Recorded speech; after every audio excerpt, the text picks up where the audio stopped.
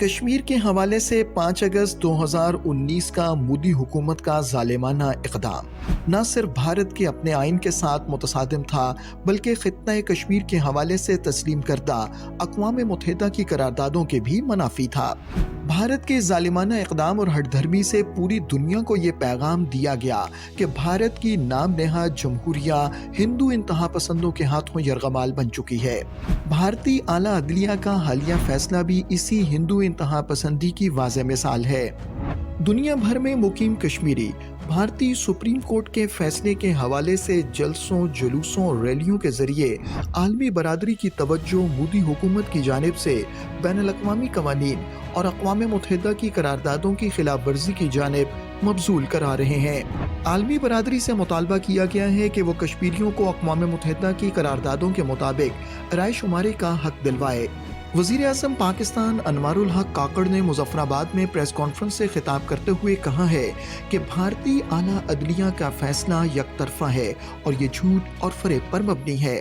مقبوضہ کشمیر کا یک طرفہ کسی قسم کا، وہ چاہے کوئی کورٹ ہو یا کوئی قانون ساز اسمبلی ہو ہندوستان کی، ہم اس کو جوتے کی نوک پہ رکھتے ہیں، ایسے فیصلوں کو، قوانین کو جس میں کشمیری عوام کا کوئی عمل دخل نہیں ہے۔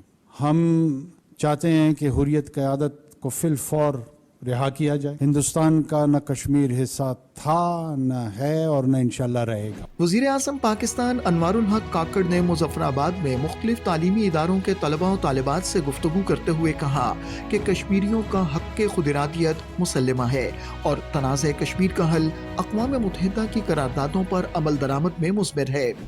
ہم یہی سمجھتے ہیں کہ کشمیر کا جو فائنل سیٹلمنٹ ہے وہ UN کی سیکیورٹی کاؤنسل کے ریزولوشن کے تحت until and unless plebiscite in free and fair manner under the auspices of United Nations conduct نہیں ہوگا۔ یہ سب سے اہم جو اس کا فریق ہے کشمیری، دوسرا فریق اس کا پاکستان، تیسرا ہندوستان ہے، وہ قابل قبول نہیں ہے۔ It is clear۔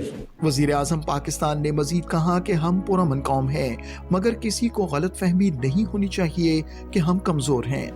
ہم وار مانگرنگ نیشن نہیں ہیں، لیکن اگر کسی کا یہ خیال ہے کہ اس بنیاد پہ ہم کمزور ہیں یا شائع اوے کریں گے یا جھجکیں گے تو وہ اپنی غلط فہمی دور کر لیں۔ نہ مظفر آباد غزہ ہے اور نہ دلی تل ابیب ہے، گرچہ رویے میں نتنیاہو اور مودی ایک جیسے ہیں لیکن دونوں کا جو امپلیمنٹنگ کیپیبلٹی ہے وہ ڈیفرنٹ ہے۔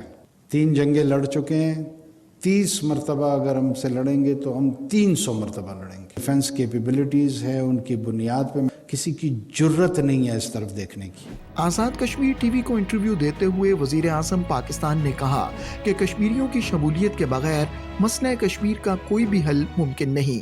تکمیل پاکستان کا تصور کشمیر کے مسئلے کے حل کے بغیر ممکن ہی نہیں ہے۔ کشمیر ایک ریکگنائزڈ انٹرنیشنلی ڈسپیوٹڈ ٹیریٹری ہے۔ کشمیریوں کی پارٹیسپیشن کے بغیر، ان کی آواز سنے بغیر، کسی یک طرفہ کارروائی سے، وہ کوئی شام کورٹ ہو یا کوئی قانون ساز ہندوستان کی اسمبلی ہو، نہ اس کے حیثیت میں کوئی تبدیلی آ سکتی ہے، نہ اس کی تاریخ میں کوئی تبدیلی آ سکتی ہے۔ ہندوستان کو منہ کی کھانی پڑے گی۔ ایک نئی توانائی کے ساتھ ہم اس آواز کو، اس کشمیری صدا کو مختلف فورمز پہ لے کے جائیں گے۔ دنیا کو جان لینا چاہیے کہ بھارت نے کشمیریوں پر جس طرح کے مظالم ڈھائے ہیں اس کی مثال دنیا کی دیگر تحریکوں میں بہت کم ملتی ہے، لیکن ان تمام مظالم کے باوجود آزادی کشمیریوں کا مقدر ہے اور یہ بہادر قوم بھارت سے آزادی حاصل کر کے ہی دم لے گی۔